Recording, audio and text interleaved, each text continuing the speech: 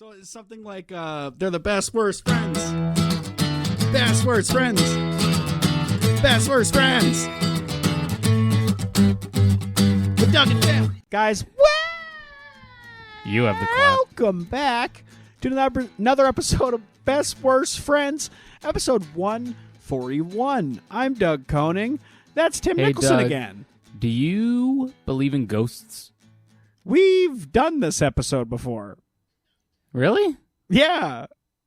You All asked right, me start this again. 2 weeks ago. Start again. No, fuck you. Start again. You forgot that Are we you talked sure? about this? Yeah, dude. Did we talk about this? Yeah, we for sure talked about Oh ghosts. my god, I'm gonna fucking Oh kill my myself. God. That's... I got vacation brain. You do Oh, have we vacation did. Brain. Fuck. Yeah. Sorry, What I'm did just you- all flustered. What'd you want to say about ghosts? Maybe it was better. I'm Maybe all we in could my talk head about because I it. feel like you're a fucking. You stepped out on me. Did the podcast with someone else You told me because to. you're a whore. You told me to. I You're a feel like dirty I have bitch, to Tim. You really told me to. perform. You do. Yeah. So good that you fumbled the bag right off the hop. Speaking of, I don't know, poor performances. Did you watch the Jake Paul Mike Tyson fight on Netflix? I tried to, and then I was having streaming issues and blamed Serena's internet, but apparently it was a Netflix thing. Yeah, no, Netflix fucked up because they were trying to Yeah. prove to the NFL they could handle massive amounts of live sports. And they proved they cannot. They cannot They do cannot.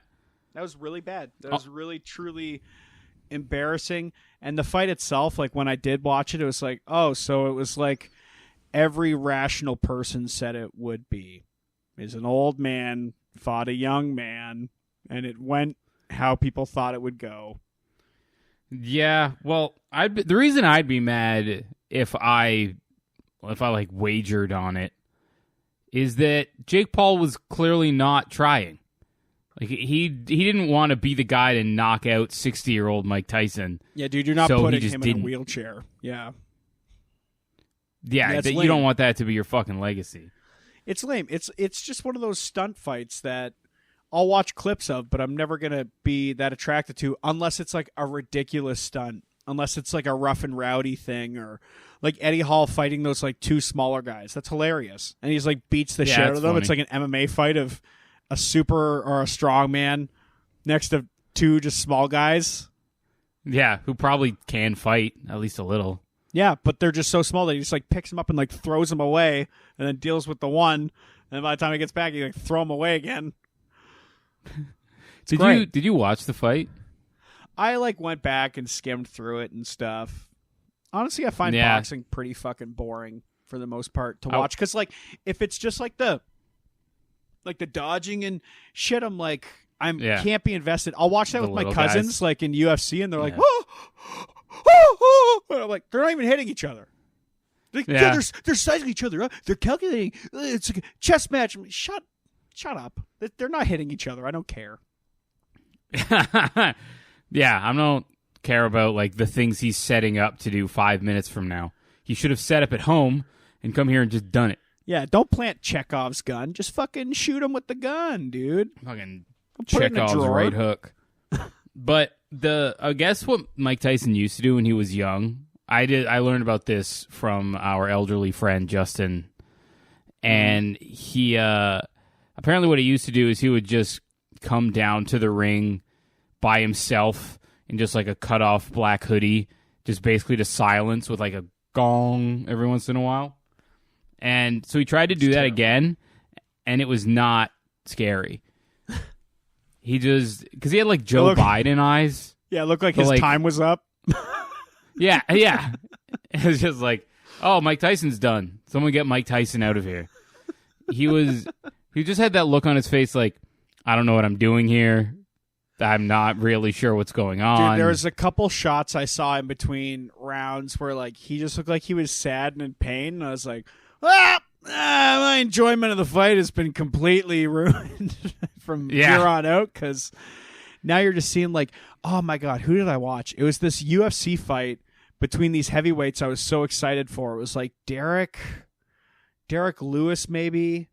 fuck, I can't remember who it was, guys. but this guy who like hits harder than anyone else, and this other guy was like one of the best.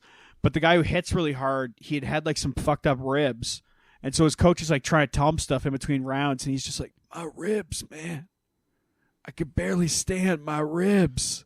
And I'm like, oh my god! And then he goes out there versus fucking Francis Ngannou, like one of the best heavyweight in the world at the time, and you're guy like, hits like a fucking train. But he had just been knocked out his last fight, so he was like different. He was like very conservative, so it was just like a really lame fight overall. I thought it was gonna be a bloodbath.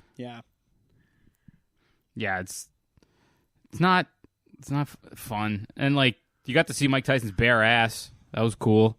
It's weird. Yeah. He's turned around in like a live interview and walked away, and he was you saw his bare ass. It was fucking weird. But what like Jake Paul had to, it was so interesting to me in the pre-fight interviews, because Jake Paul, normally how it goes is the athletes trash talk each other. Yeah. And so you literally just try to convince the audience the other guy is trash and you're going to destroy him. But Mike Tyson wasn't talking shit back, and also no one actually thought Mike Tyson would be good. Yeah. So Jake Paul had to both trash Mike Tyson and defend Mike Tyson in the same sentence. You'd be I'm like, gonna kick this. I got a job to do. ass. We used to be friends. I'm gonna fucking kick his ass, but he is a legend, and that he has. And it's just going back and forth, and you're like, oh man, he's just trying to lift this whole fucking thing on his shoulders. The first two fights were sick, though. Yeah, maybe the undercard was unreal. They beat the fuck out of each other. Oh my god, dude! Did you watch Rhythm and Flow season 1? All right, can we talk about this for like another second before you go into a random ass Netflix reality show? Dude, you think the fight was on Netflix? I'm thinking, what else is on Netflix I'm excited about? Rhythm and Flow, boom. Okay, I got one more thing to say. Okay, I'm so sorry. This is I think my best take from the fight. Should be whites only. It's just what I believe. Honestly, no, there were two white fighters on that card, and both of them should be ashamed of themselves. The one Irish lady was just a headbutting machine, and Jake Paul fought an octogenarian. But, no, for the female fight, that was the one of the undercards. Yeah. Instead of having, because they have the ring girls, they're just like in booty shorts with big fake tits, and they're just walking around holding giant numbers for no fucking reason. They have a guy with a big fake dick. Yeah, they should have ring boys for the lady fight. They should have dudes just abs in a thong with just a massive cock tucked around his waist. Yeah. Yeah. His cock should be sticking out the back of his shorts like a tail. I want him to fucking wrap it around his shoulder like a hose. Like he's in a fireman costume, but it's his cock that's just thrown over his shoulder. Absolutely. And then he's walking around with a big number 3. That should be they should do that for the female fights. They really should. They need to objectify more men, I think. I'm on board for it. Why not? Yeah. They 100% should. I would love some objectification, if I'm being honest. I've talked to my girlfriend about this before. You're not the guy. I think I would enjoy it. I don't want to be, I'm sorry to be the one to break it to you. I don't think either of us are the being objectified guy. They're going to start when they start. I don't think they're starting with us. That's why I say I would like it, because it would never happen. It would be such I'm a sick novelty of people liking me if it for were my to happen. personality.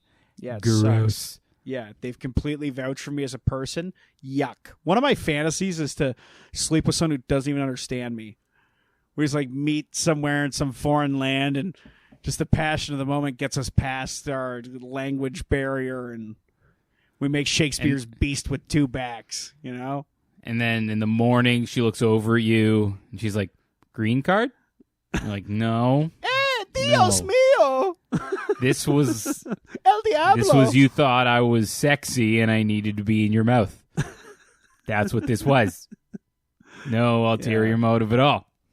Yeah. No, we did this because we were so attracted to each other, right? I'm like putting it into Google Translate. What language do you speak? No, I do have this shameful fantasy of like, because I'm going to Vietnam for 3 weeks next year. Nice. There's a part of me in my most private moments. I'm like, what if I'm sexy in Vietnam? What if I'm like Vietnam sexy? Like they have a weird, I don't know, popular culture figure who looks a lot like me for some reason. I hope you have some like everyone's super into. I hope you have some sort of Mr. Sparkle moment where you're actually like someone looks like you, but it's like a mascot for some detergent. Everyone's stopping you to take photos the whole time. Yeah, I know. It's a light bulb company merged with a fucking pork chop company. And then it was a half light bulb, half pig, and then it made my face. I'm fucking exhausted. I'm not sure if you can tell. I appreciate you doing some heavy lifting on this. I just got back from travel. Came in last night. Was in New York for 6 days. And towards the end of the vacation, like it was kind of cold and rainy, and I was just telling my body like, don't you dare fucking get sick on this vacation. You hold it together. It's like the car at the end of the race. It's all just in fucking red. I'm like, hold on. Yeah. We're almost there. And now I'm at home and I'm just falling apart completely. Yeah.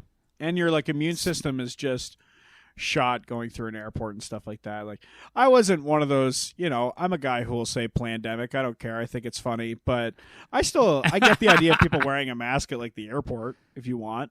There's just so many people from everywhere, dude. Everywhere, touching everything. No, you're right. Yeah. You're right. I mean, I wouldn't, because anytime someone does wear a mask, I'm like, you're a fucking pussy, dude. I don't. Yeah, the height of the pandemic, just the mean age of the company is just dropping like a stone. And Doug's out there like, no one tells me what to do. And now you're just cucking it up over there in the airport. Dude, fuck it. We lose some old people. Who cares? Let's all just be truly honest for a moment. I don't know. Ease the burden of the housing market maybe a little bit. All these fucking old ladies living in 8-bedroom houses who stay in 2 of the rooms in the fucking house. They haven't been in the basement in 40 years. God. The guy does a one-man show all about how much he misses his grandma. And now he's just like, kill them all. Exactly. Kill them all. Exactly. Fuck them. I got nothing left. Yeah, you don't get to have something if I don't have anything. Yeah. That's not fair. Yeah, I think we should kill all the guys with big dicks. How was New York? What'd you get up to? What'd you do? It was great. Honestly, we did way less than like we planned, which was good. I always overplan for shit like this, and I'm like, but museums, and then we get there. It's like, do you want to go to a museum or do you want to sit in a? We have to study. We have to cram for the test coming up, and it's like, yeah, it's a trip, dude. Yeah, and it was like, do you want to go to the Natural History Museum or do you want to stay in the hotel room and watch SVU, which, by the way, is on 24 hours a day in America. Damn. So, it was when we first got in there, we spent 2 days with Micah's cousin and her family. Mm-hmm. And she has like a kid who's almost 4 and a kid who's almost 2. So we just needed to recover from that when we were done. Oh, yeah. Golly, that is nuts. It's so, there's that 100 first thing in the morning. We were staying sort of in their guest room. And then as soon as we would leave the guest room in the morning, we would walk out into their living room area, and there would just be one kid. It'd just be like a naked child, and you just hear the mom being like, can we put pants on, please? Can we please put our pants back on? And shit like that.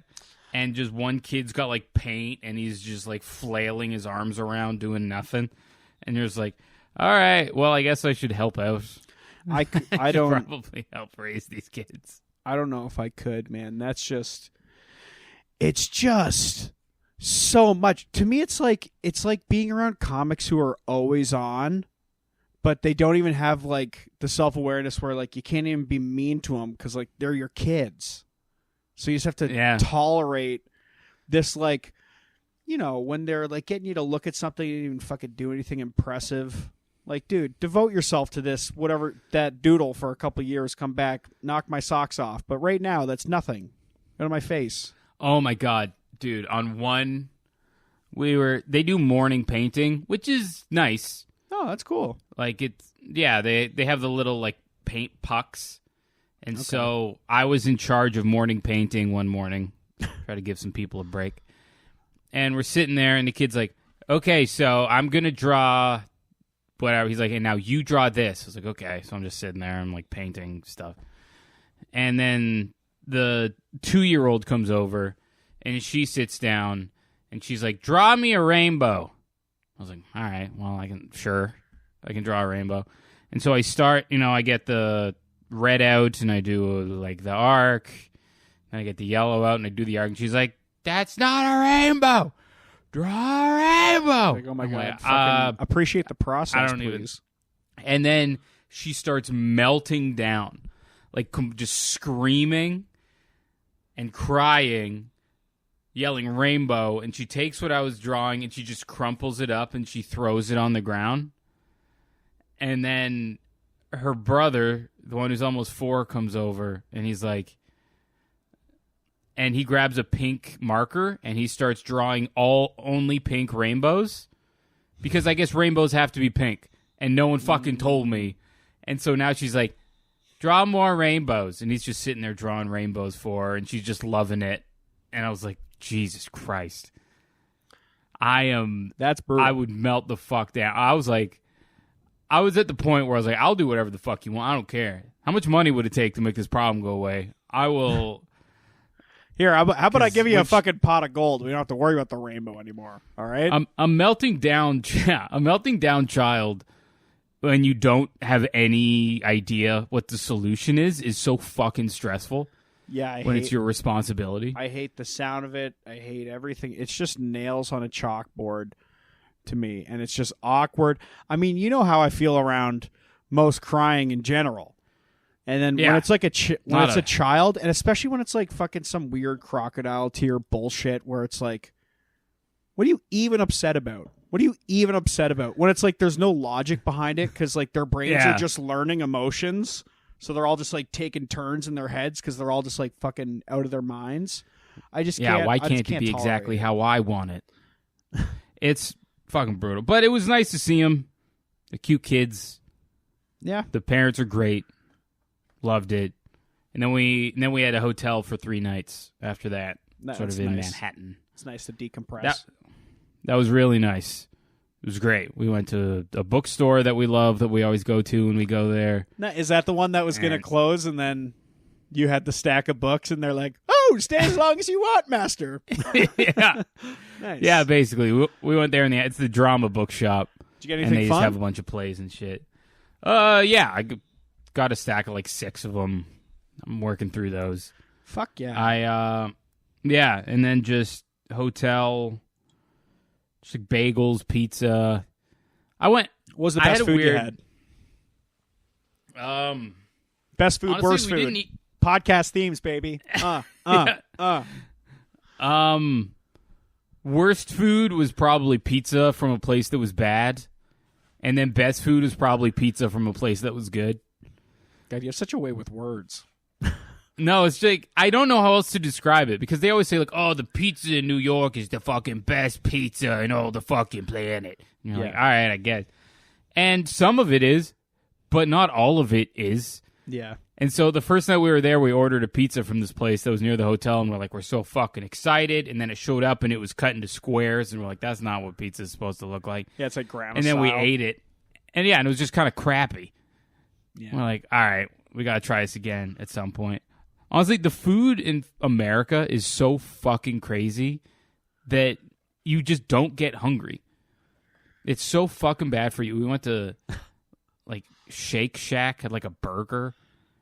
Yeah. And I was just like, I just had one, like, mushroom burger. And I was like, you know what? I don't think I want to eat ever again. I'm fucking rolling around on the ground right now. Man. But I loved my time in the States. So I was just talking to someone about how great Florida was, and they were complaining about, I think, Edmonton. I think they got mugged and like got pistol whipped in Edmonton. Jesus and they're like, Christ. I've never not had a good time in the States. And he would like go to Detroit all the time, and all these areas people say are scary. What part of Edmonton gets you pistol whipped? I don't know, but it's a really funny story. And I guess when he got pistol whipped, he got knocked out, and he fell in such a way where the guy couldn't get at his wallet anyways, and then ran away. So at least there's that. Well, at least you got to pistol whip somebody. Well, that guy did. Yeah. Yeah. I was commiserating with the felon. The guy wasn't that good at stealing. That's gotta suck. That's probably the main thing that holds me back from crime is like if I was bad at crime. Like, you ever see that video of like a guy tries to hold up this like random store? I think it's like a nail salon or something. He like comes in and it like looks like he's holding a gun, but like no one reacts. No one even looks at the guy. They just pretend like he's a fucking ghost who's not, like, he has zero respect of anyone in there. He like holds his fake looking gun thing to like customers sitting there, and they just kind of look at him and then like look away. That rules. Yeah. That would break my heart. I remember the best food I had. Nice. It was we went to Kat's Delicatessen. I've heard the place that they show it's the place they show in When Harry Met Sally. It's the most chaotic place I've ever been in my life. They literally herd you in like cattle, and then there's just 8 like butchers lined up, and there's just a massive crowd of people, and you just sort of work your way to the front, and there's just sort of, they have tables set up, but it's just find any seat you can. Like, you're just sitting next to strangers. Oh, and dude, that sounds great. Like, that sounds like a communal eating experience that would be a lot of fun, because you're bonding over this like famous cool food with strangers. Yeah, we sat down, and this lady's like, "Oh yeah, we're from Chicago." We're like, "Oh, that's cool." She's like, "Yeah, we did the Empire State Building yesterday. We did the 9/11 Memorial. Tomorrow we're doing the not Eiffel Tower. They got it from France. Statue of Liberty.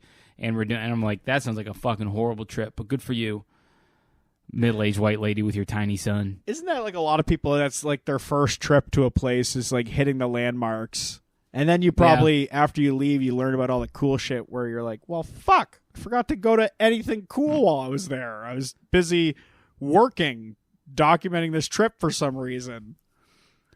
I learned about other cool food I had. Then I'll tell you, and I'll go back to Katz's. We were walking around Brooklyn, and we found this little hole-in-the-wall noodle place that literally had just a bar seating with like 6 seats at it. And we shared some dumplings and some noodles, and it was fucking unbelievable. Hell yeah. And it's just like, that's what I wanted to find, is just a place that's a little place, and you go in, and it's amazing. Yeah, that would be the benefit of New York for me and the thing that you always hear people from New York complain about when they have to travel or they're outside of New York. It's like, oh, you can't get a whole cherry cheesecake at 5 a.m. What the fuck's going on? Like, you can just do whatever you want, whenever you want, any hour of day or night, by the sounds of it. It's pretty fucking wild. Sounds but the pastrami at Katz was unbelievable. The guy just pulls it out. There's like a big like black tub next to him, and he just pulls it out, and it's like dripping, and then he cuts off some and he gives it to you, and then he puts the rest on your sandwich, and it's just like disintegrating in your fucking mouth. It was crazy. I don't think I could go. I think I'd be fighting the urge to, like, when I watch that Barbecue Showdown show, I'm like dirty talking the TV. I'm so into it. Like, I fucking love fucking whore.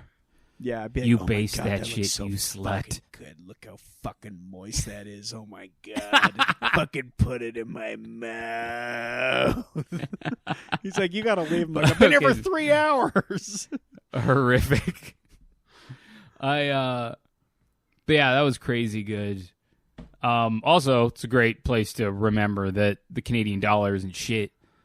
We were in the airport leaving, going to America, and there was a family at the cafe or whatever in the airport, and I hear this mom go to her daughter, "We are not paying $16.50 for that.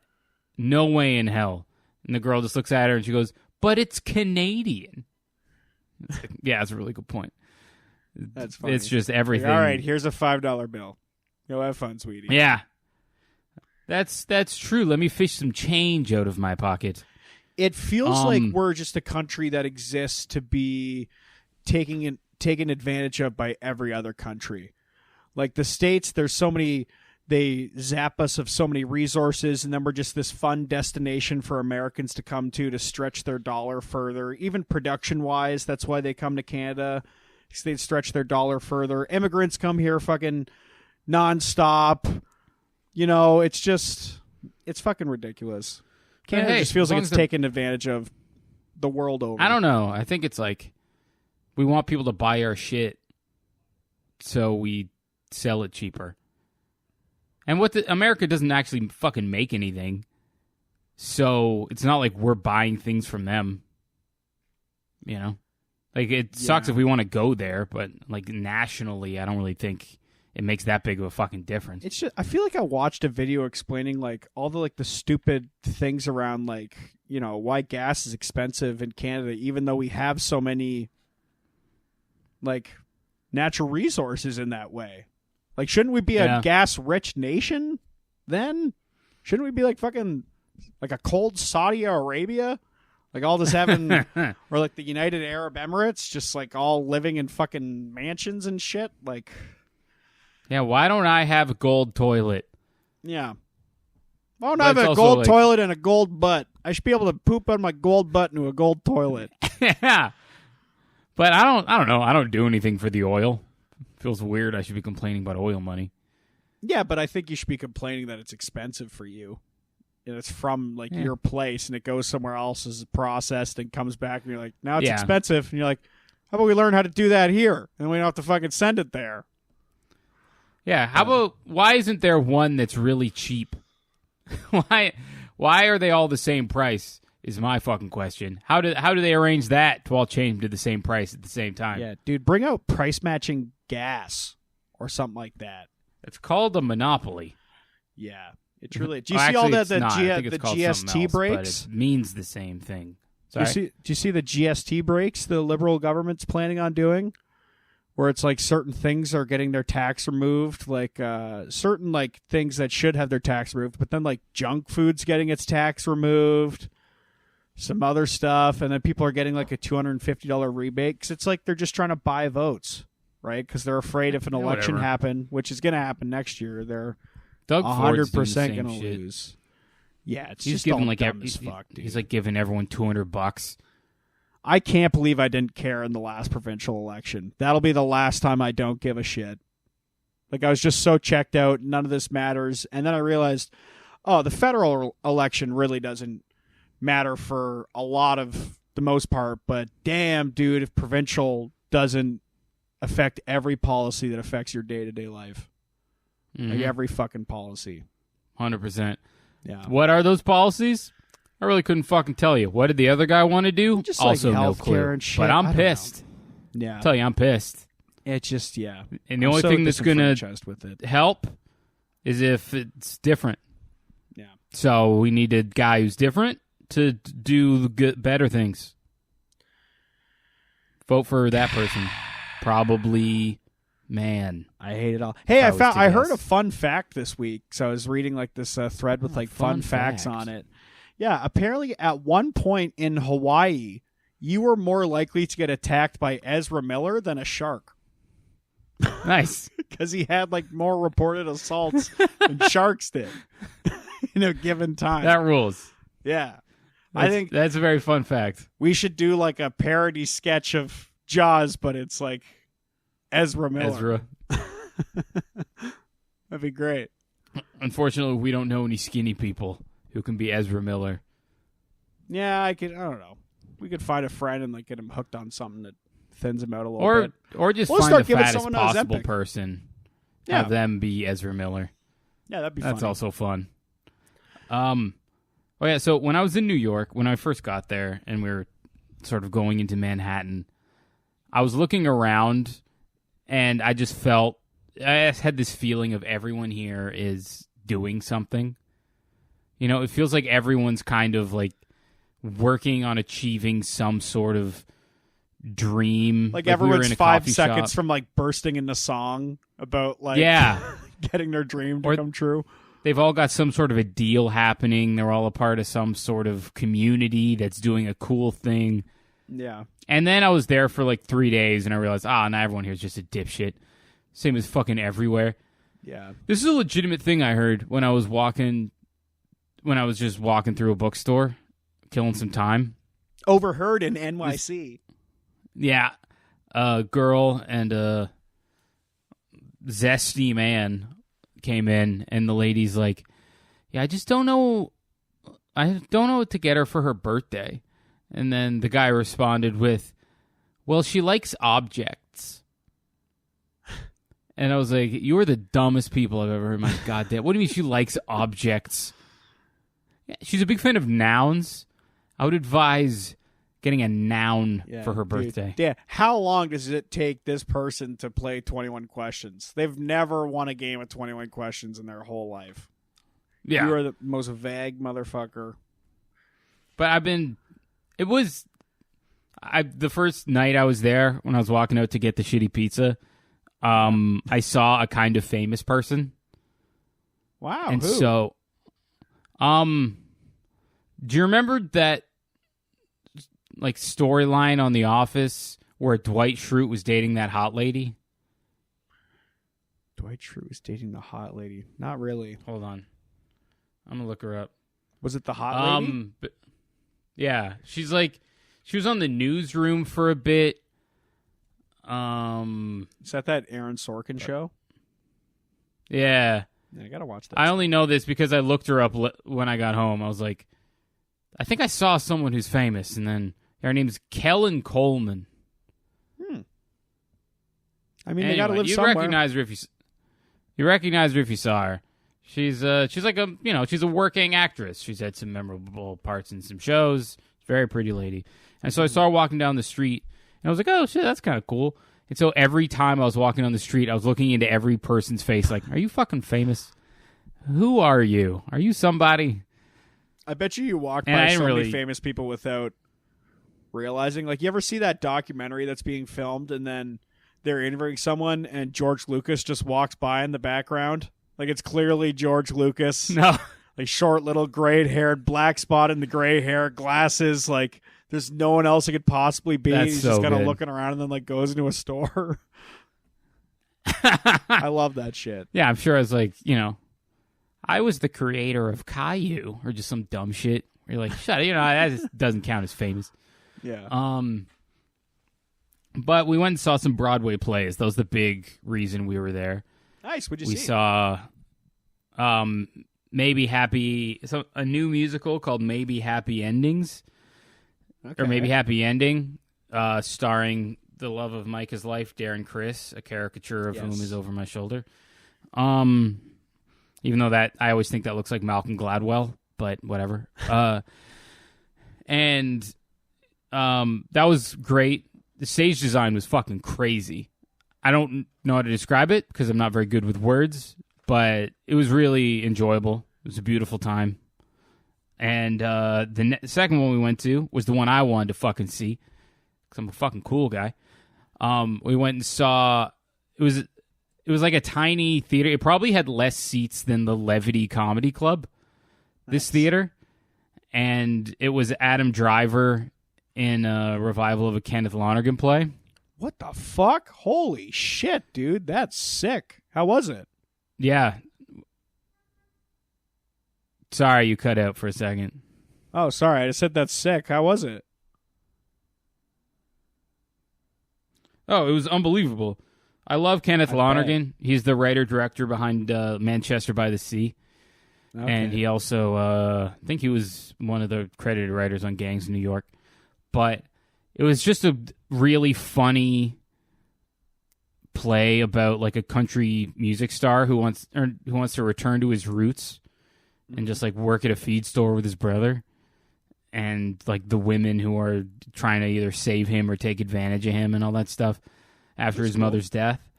But yeah, he was like 10 feet away from me, just fucking acting his ass off. And he's like a real deal actor too. Yeah. Like, I love that shit. That guy loves the theater. Any actor who's like, yeah, I really just do it because I love theater and, pay the bills with movies. I'm like, Fuck yeah, dude. Fuck yeah. And he was just like, also he's tall and he's fucking jacked as hell in this thing. It's fucking crazy.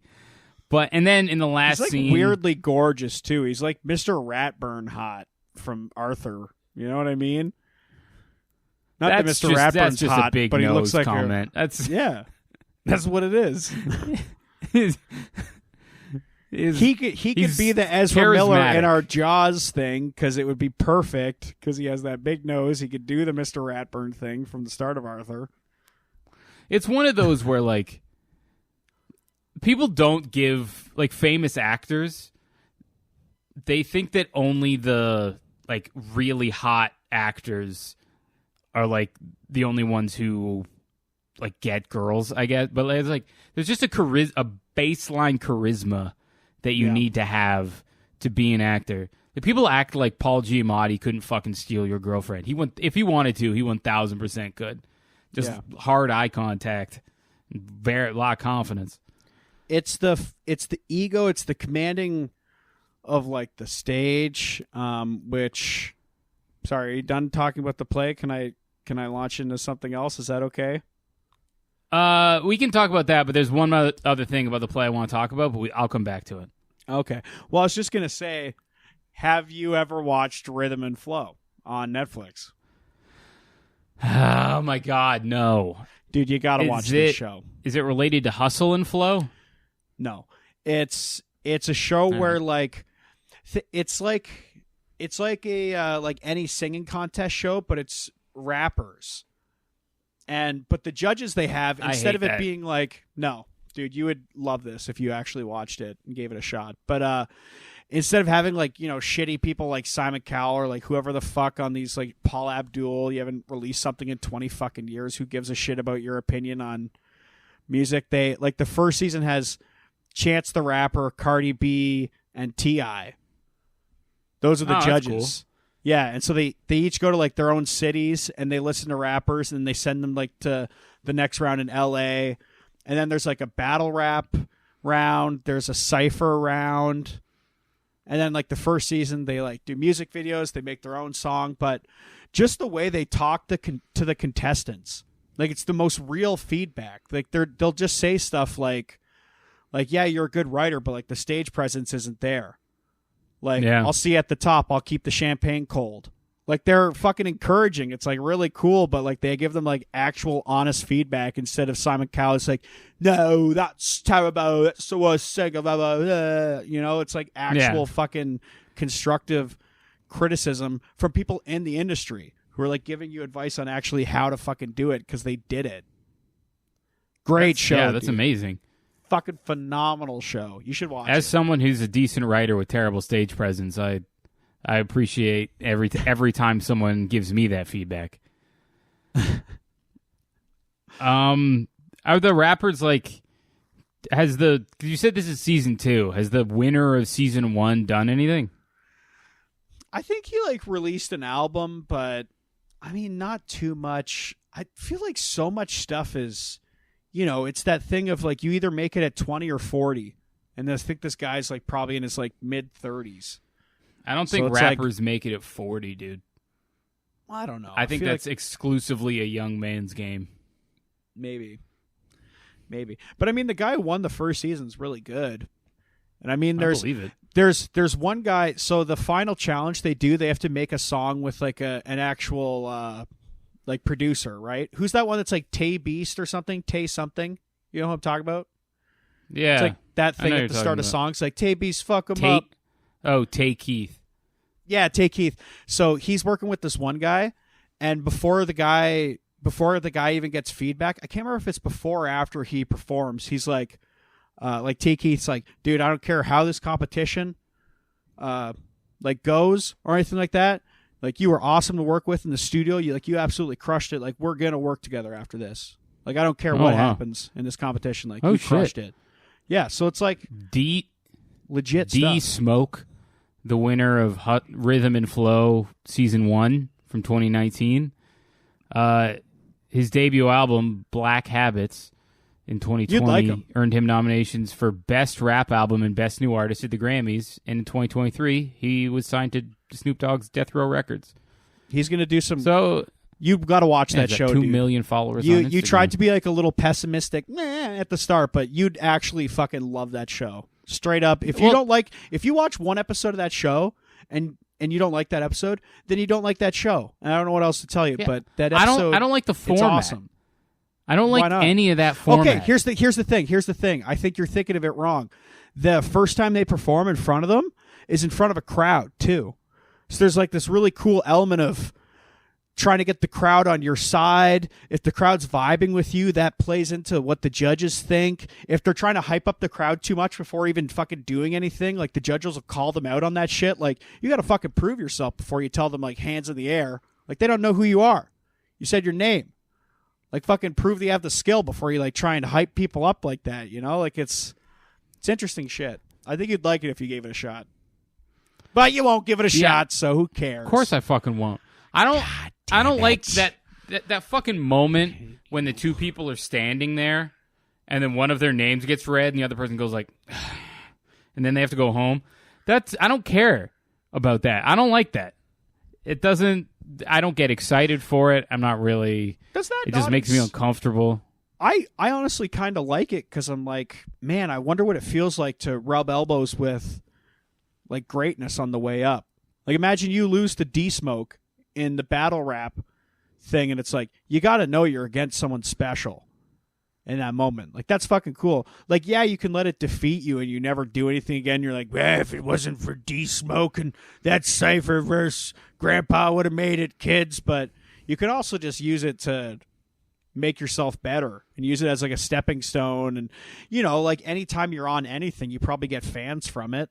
Like, I looked up a bunch of people who didn't get past certain rounds just because I liked their stuff. I follow them on Instagram now because they were fucking awesome. It's a great showcase for looking for your fans.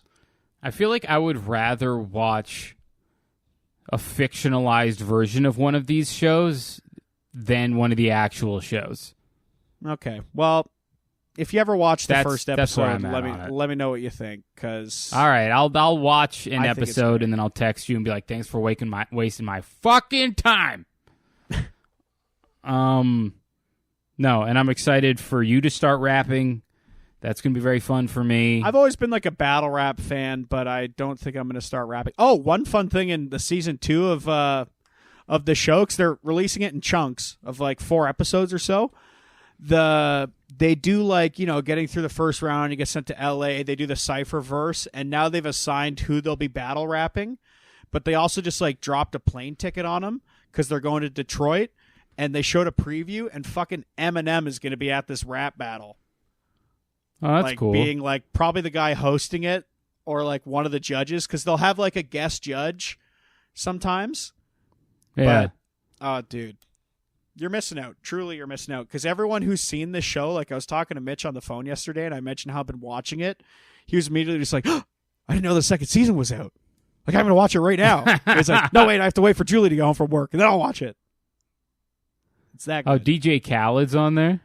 Yeah, dude. And DJ Khaled has been having like a decades-long manic episode, and I fucking love it. Because he'll start giving advice sitting down, and then be standing by the end of it. And, like, walking towards the person. Like, fucking saying shit and, like, hyping up the crowd and, like, all this fucking nut shit. 'Cause he's just, like, bonkers. But it's so He's entertaining. out of his fucking mind. But he knows, like, what's good. He's like Rick Rubin. He's like, yeah, he's insane, but he's, like, he's good at this. Yeah, he's got a good ear, I guess. Yeah, not a good tongue. I honestly, I don't know shit about DJ Khaled. Good night, everybody, because he doesn't eat pussy. All right, whatever. That's fine. He doesn't eat pussy? Is that like his thing? You never heard that? Yeah, DJ Khaled's like, eating pussy's bad or something. I don't know. That's a good impression of DJ Khaled. The last thing I wanted to say about that play was the Adam Driver one was when it was happening, Micah was like, usually when you go to these, like, see the major actors in the small black box theaters, there'll be some celebrity around. Like and we were looking around, we couldn't see anybody. And then the play ends, I'm crying. It's a comedy, and then the last 10 minutes just made me 2 tears, one from each eye. Here. And then the play ends, and I look up, and there's fucking, just he sort of had turned around and was looking back at the crowd from his seat, and it was fucking John David Washington, who actually he was the star of Tenet, if you saw that movie. He was the star of Black Klansman. If you saw that movie, he's Denzel Washington's son. If that helps. Okay. Yeah, I gotta watch that sometime. He's a very successful actor who's an incredibly famous human being. And I wonder, that he's at theater. That's awesome. Like, still loves. Yeah. The game. Well, Adam Driver was also in Black Klansman, so I feel like they're still. And also, yeah, I'm sure they love theater. Like his dad does Shakespeare all the fucking time. Adam Driver. Or the other guy? No, John David Washington's father, Denzel Washington, does a lot of live theater. I didn't hear that. I didn't put that Denzel Washington part together. Oh, yeah, he's Denzel Washington's son. But I wonder, that must be weird for him. I'm sure he's used to it, but it just seems so weird. You're just standing in a theater looking back at the crowd, and then there's just crying Tim Nicholson just looks at you. And my lips just go, it's fucking John David Washington. Like that must be pretty weird for you. You know, it's funny because I imagine like most artists of some levels like struggle with some form of mental illness, and it has to be odd when you start really believing that people are looking at you and talking about you. Yeah. That's got to feel very strange. Well, also, this theater was so small that the actors had to leave out the front door. Oh, and so a lot of them just, like, snuck out. They do something called stage door where there's, like, a lineup. And they put gates up and there's security. And that's where Adam Driver leaves from. But the other actors just, like, leave quickly out. Like, while everyone's distracted by the Adam Driver-ness of it all. They just leave out the front door. But with their backpacks on. Yeah, like little umbrellas. But it was so weird to see people. We didn't stick around to see Adam Driver come out because whatever. Yeah, who cares? Yeah. I saw him do the thing. He's not famous for walking to his car. Dude, exactly. I just saw him do the thing he's good at. Like, if I went and saw Bruce Springsteen, I don't want to wait around afterwards to see him, like, not be good on his cell phone. Like, walk out and his glasses are on his forehead and he's, like, doesn't know how to fucking crop a photo or something. Like, just let me see him be fucking amazing at the thing he's amazing at, and then he's out of my life. What's a better story, watching Bruce Springsteen, like, sing and play the guitar, or watching him, like, drink some coffee? Just sitting by himself. But people were fucking rabid, and there was security everywhere. Makes sense, dude. It was nuts. We had to walk just like around his car to get to the subway that we need to get to, and the security was eyeing us up. I was just like, "Hey, how's it going? Can I skip by? I don't give a shit about." You're just like, I just like plays. I like plays. I think Adam Driver is talented. That's where it ends. I don't know his middle name. I don't know his mother's maiden name. I don't want to see him smile at me curtly and politely like I'm a fucking cashier at the grocery store as he's walking by. Yeah. It's not super important to me. But people were out there. People were fucking lining up. There was like everyone's fucking so excited. There is a buzz when you see a celebrity in person. Oh, for sure. It can like hit you for a little bit. Yeah. I was like, I wonder what it must be like to literally not be able to walk anywhere. to have to take a car service literally everywhere you go for safety purposes. Yeah, I'm sure a lot of it is pretty brutal.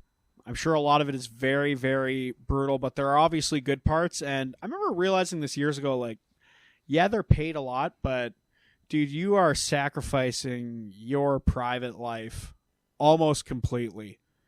Like, yeah, you could set up boundaries and stuff, but like, there's a certain type of people who will just never respect those. Who will never ever respect those. They will push you to the edge, and then you'll freak out, and then it'll look bad on you. And it's just like, that should never be the fault of the freaking out person if they were pushed. Did you see that? You see that fucking? I'm sorry. I just want to say this one thing. There's this video of Justin Bieber going back to his house. It's like a pretty recent thing. And there's I was going to bring this up. That's what I was going to talk about. And he's like so genuine with them. He's just like this, like I work all day. I'm cool meeting people at like the meetups and stuff, but like this is my home. Like don't show up at my home. Like that fucking just bummed me out. He has to talk, and like they don't hear him at all. Yeah, he had to release a statement saying, "Please stop going to my grandparents' house." Yeah, it's just disrespect. It's to me that's like then you're not a fan. You're saying you're doing it because you're a super fan. You're not a fan. If the guy's saying, please stop doing this, and you're doing it, you're not a fucking fan. You're like some poser bitch. Well, there's another level to it. There's fandom, and then there's like, I am making you a part of me. Yeah, like that John Travolta movie that I made you watch. Yeah, that was... Well, he was severely autistic. Finding out that shit-ass movie was like a love letter to his son really fucking... I don't know. It really complicated my feelings about it. Because it's like, yeah, that was dog shit written and directed by Fred Durst. But I guess it's nice because it was a love letter to his autistic son who is a murderer. I have no idea. But yeah, it gets weird. I remember, like, for female celebrities, it's way worse. That was what Chappell Roan came out and said that. She got a lot of heat for that, but she's like, yeah, I have stalkers now. That's just not fun. Yeah. People are like, this is what you signed up for, okay? You shouldn't have released songs if you didn't want guys to try to sniff you. So fucking talented if you didn't want to blah, blah, blah. And it's like, fuck you, man. Not all this dumb bullshit comes with this territory. Can't people just be fucking good at a thing and not be harassed? Like That's why I make sure I'm not good at anything. Because, it's just not worth it to be good at stuff. That's why I stay mediocre to shit, and I put in very little effort in most of my life. Smart. Because fame's just not worth it, That's smart, yeah. I think it would go to your head, and if, like, imagine if while it's in your head, it, like, went to your nose or your lips. My God. Oh, my God. That'd be awful. I'd love it if some of it went to my dick. Oh, that'd be the best. That'd be fantastic. That'd be the absolute best. Yeah. You got anything else, man? Nah, I'm pretty All good. This whole you gotta do an hour thing, that's bullshit. That's corporate Hollywood bullshit. Dude, we're a working class 53-minute pod. 50s are nice. I feel like you just ride the lightning as long as you can, and then anywhere you fall between 50 and an hour, you're laughing. Absolutely perfect. I do have some stuff I want to say, though. Everyone out there, please subscribe to Best Worst Friends on YouTube. I am trying to put up videos every week now. For the love of God, watch the videos. I'm putting a lot of effort into these on a laptop that shouldn't be able to do this, but it's somehow, by God, it's a surviving. Steam-powered ThinkPad. Dude, the hamster is fucking exhausted. I'm like, a clip's got to go out, buddy. And he's like, he's got like a towel around his like little neck. He's like on a treadmill. Every once in a while, Doug gives him a break and he runs on the hamster wheel for him. But then the hamster edits the video. Yeah. But yeah, please subscribe, fucking comment if you want. If we said anything really stupid, comment about how stupid we are. Maybe we'll read it. Maybe we'll talk shit about you next week. Or we'll agree with you and see how dumb we are. That probably won't happen. But, the odds are way better that whoever said something stupid, the other person will take your side and tell them how stupid they are. That's way more likely. Probably. Also, if you live in Hamilton, I have a show this Thursday at Levity. I'm at Down the Hill Comedy at 8 p.m. Come see that. Nice. Or the next Thursday at Cosmic Soup at Farside, which is like a really cool bar in Hamilton. The show's at 10 p.m. It's kind of like a female smooth comedy minus magic. Like, it's fun. Because I don't think there's any female magicians. I don't think women think magic's cool. There have to be. I can't think of one, though. The one from Now You See Me. That's about it, but that's a fictional movie. If you're in Toronto, on this Saturday, the 30th, I'm at Agenda Comedy. Nice. At the Agenda Cafe. So that'll be fun. You can watch me try comedy again for the first time in like a month. Hell yeah. Well, thanks for listening, everybody. We love you. Goodbye. Bye.